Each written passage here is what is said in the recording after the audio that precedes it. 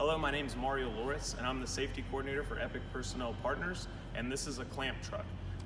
Basically what I'm going to do today is I'm going to show you how to go through the clamp certification and the proper steps and everything you have to touch on as a certifier for your students during a certification class with the clamp. Number one, every piece of equipment within this facility, you have to sign out appropriately. So what that means is every day when you come up to your piece of equipment, there's going to be a sign-in sheet. The sign-in sheet is going to be in a color, and basically what you have to do is you fill out your name, you fill out the date, and based on what date and what shift you're on, you're going to go down every single checkbox. And in the checkbox, it's going to have damaged, bent, dented, it's going to have leaks, brakes, tires, and what you're going to do is you're going to go through every single one of these boxes as you're walking around your piece of equipment, and you're going to be physically looking to see if there's anything that just basically stands out. So if you see a wire that's a little frayed, if you see chunks missing out of your tire, you're going to want to turn it on, turn it off, move your clamps, open and close them, make sure the hydraulics are okay, there's no leaks. Visibly look and make sure there's no water or any moisture on your hydraulics or your chains. You want to make sure that your roll cage is intact, and basically do a full walk through your vehicle and go down this checklist and fill it out appropriately. Once this is done and you put your vehicle number at the top and you've signed it out, you are now good to go and begin your shift.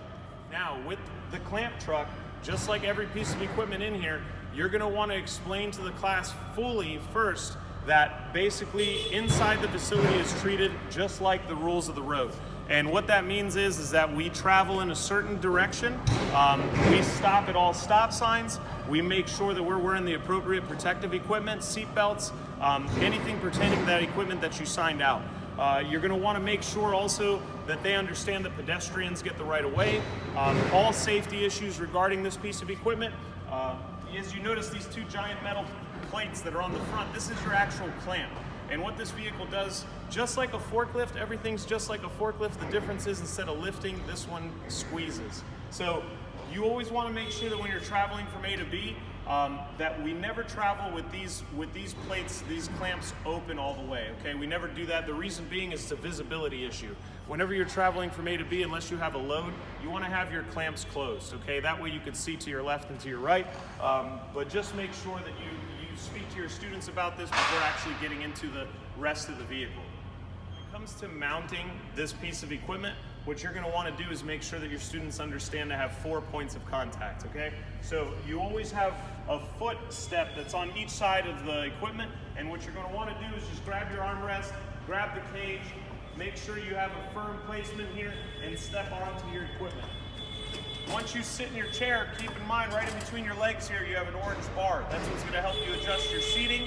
And the two things that are most important on these vehicles, just like the forklift, you have to make sure that you always, every single rider always has to have their seatbelt on, and you always have to have your safety iPro on. Always keep in mind that you're lifting product higher than your head, so if the operator's looking up, you might get debris in your eye. That's why the safety iPro is so important.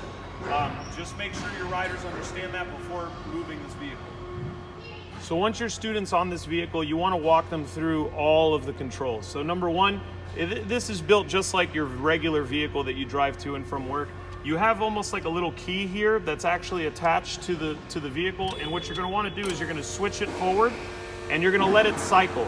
Your dashboard's going to light up, the lights are going to actually dim, and then it's going to turn back on, and you're going to know that you're okay and you're ready to go. On your dash, you're always going to want to look just like your car dashboard. You might have some check engine lights, something like a wrench or a battery. If you see any of those things light up on here, you want to know that that means there's something wrong, and this isn't a piece of equipment that you want to sign out for the beginning of your day. You also have orange triangles. On most of the equipment in here, it's all completely off limits to everybody. Just understand and explain to your students that no one is to touch these buttons.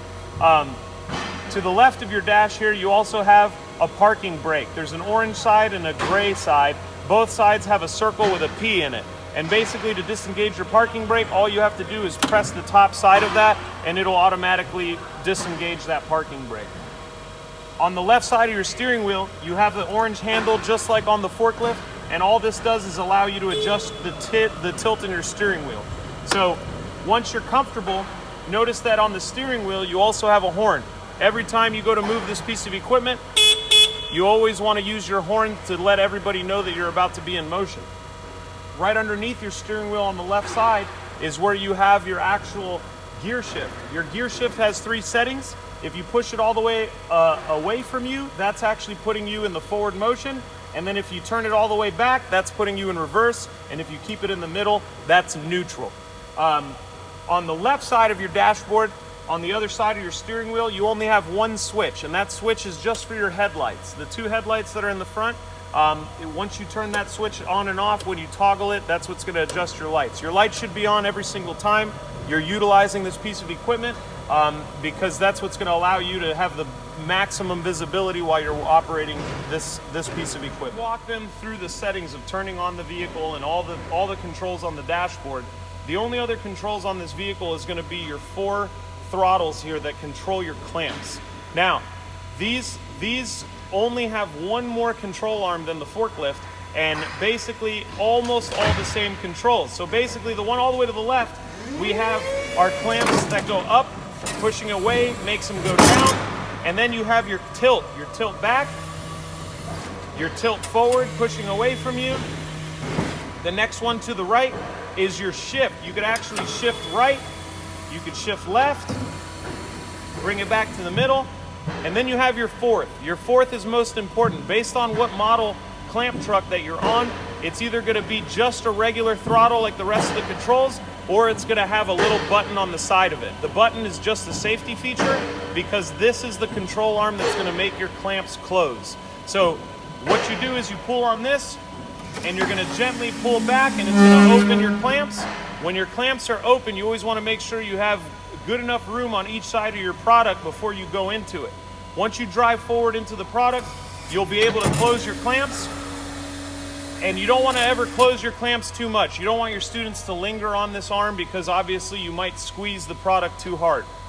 Okay, so at this point in time in the class, you've walked your students all the way through the controls, you've walked them through the arms, all the safety having to do with this vehicle, making sure their arms and limbs stay inside the cage at all times, just like the forklift. Now, at this point, we're ready to start testing. Once we're ready to start testing, before we actually put any students in motion, you're gonna wanna play the Simon Says game with the controls for the clamps. So what that means is, you're gonna put your student onto this vehicle without letting them put it in motion, and you're gonna just explain to them that you want them to orient themselves with the control arms alone. Nothing else on the equipment should be touched. They should just take the time to play around with each one of these controls and make sure that they take the appropriate time to memorize each arm. And what's gonna happen is once they feel that they're ready, you are then gonna approach the vehicle, stand right next to them, and you're gonna play the Simon Says, which is, you're gonna tell them clamps up, you'll tell them clamps down, tilt back, tilt forward, shift left, shift right, and of course you're gonna want them to be able to open and close their clamps. And you're gonna want them to do this on a pretty steady command and almost to where it's natural. It's up to you as the certifier to be able to identify how fast or how accurately they're taking those commands. And at that point, once you feel comfortable as a certifier that they've established this part, that's when you're able to start to the next part of the class to put them in actual motion on this vehicle. At this point of the class, you are now ready to put your students in motion. So what you're gonna do is you're gonna place them on the vehicle one at a time. You're gonna have them walk you through all the controls. You're definitely gonna have them walk you through all the safety features, everything they have to know driving this piece of equipment. And basically, always explain on every piece of equipment, whether it has forks or clamps, we never travel from A to B with those raised in the air. We always travel with at least 2 to 4 inches off the ground, never above the knee. It's a safety feature, and remember to always keep your clamps closed. Now, at this point, you're gonna let them get on the vehicle. I usually like to use pallets, plastic pallets, set up a couple and have them do laps. You want them to go forward, you want them to go backwards, maybe figure eights, depending on the room of the facility that you have where you're actually certifying your students.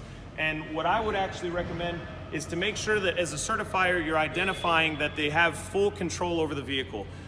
It's important because you're the last buffer before this potential employee comes back to this facility, and you want to make sure that you touch on all these points specifically with your students.